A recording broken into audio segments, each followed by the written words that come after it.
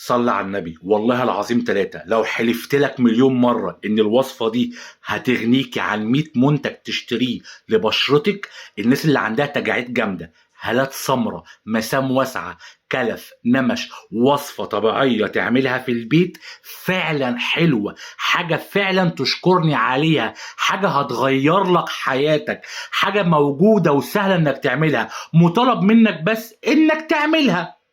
واسمع كلام الناس اللي عملتها في الكومنتات. حتى لو بشرتك حساسة بتعالج لك ده حاجتين: زيت اللوز الحلو وزيت لبان الذكر.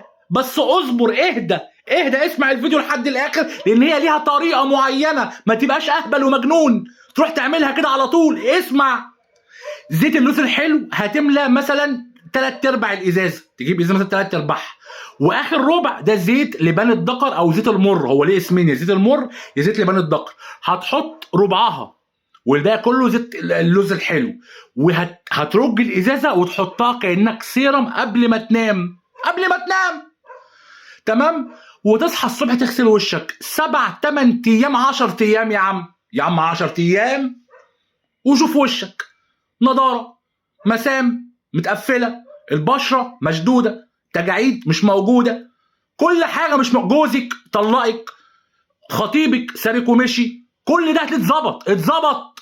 تمام. هتلاقي كل حاجه، جمعيتك ما قبضتهاش وخلصت مني، كل حاجه هتتظبط، كل مشاكل بشرتك هتختفي، انت ذات نفسك هتختفي من كل شيء. بس كده، بعد اذنك قوم اعملها. احلف لك بايه تاني؟ 7 8 ايام هتغير حياتك كلها. وسلام عليكم.